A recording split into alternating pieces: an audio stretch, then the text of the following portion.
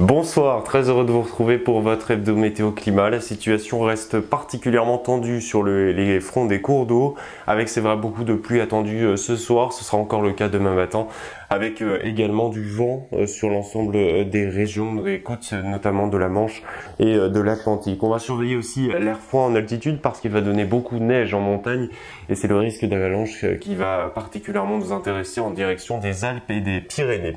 En attendant, nous sommes en vigilance orange sur les Deux-Sèvres pour la Sèvre niortaise amont. On attend des débordements sur ce cours d'eau, soyez prudents. Ce sera aussi le cas sur la plupart des départements en vigilance jaune, donc restez bien vigilants. Et puis on surveille aussi ce risque de submersion marine avec beaucoup de vent attendu jusqu'à 100 km/h sur le golfe de Gascogne dès ce soir. Et cette perturbation qui va s'enfoncer à l'intérieur des terres depuis les Pyrénées jusqu'au Benelux, apportant des pluies jusqu'à 10 à 20 mm supplémentaires. On va aussi surveiller, donc je vous le disais, ce risque d'avalanche sur les Pyrénées et les Alpes avec de la neige sur pratiquement tous les massifs à moyenne altitude. Et puis demain matin, on va surveiller aussi cette retour de poche de pluie près des côtes de la Manche avec des averses nombreuses, parfois encore des débordements de cours d'eau. Ce sera aussi le cas près de la région PACA avec de fortes pluies, notamment sur les Alpes-Maritimes et tout au long de la journée.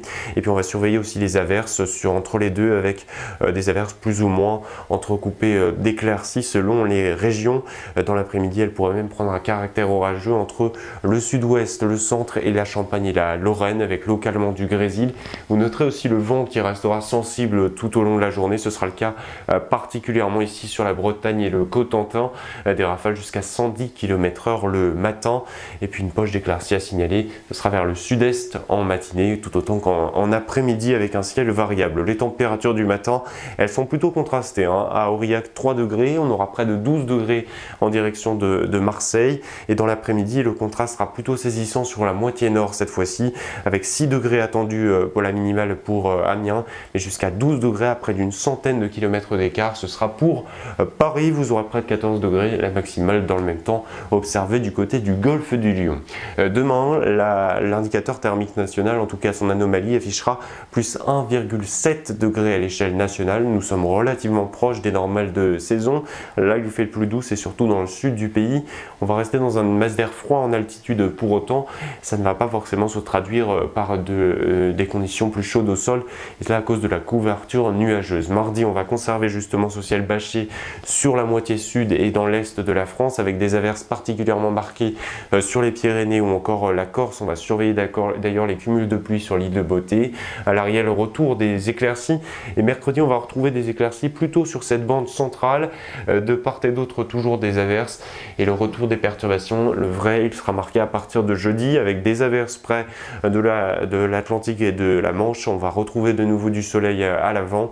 Et puis pour vendredi, c'est une vraie perturbation très active, une toute nouvelle qui va arriver par la Bretagne, qui traversera le pays dans le courant de la nuit de vendredi à samedi.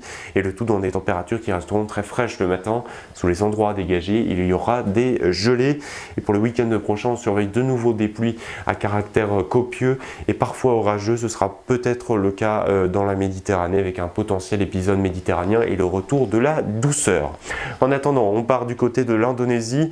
Rappelez-vous, nous y sommes déjà partis il y a 2 semaines pour des inondations. Bien cette fois-ci, ce sont des tornades, enfin particulièrement une tornade EF2 qui a circulé sur l'île de Java, provoquant de très nombreux dégâts. Des rafales à plus de 180 km/h ont été estimées. Résultat, des dégâts impressionnants sur des populations qui y sont particulièrement peu exposées.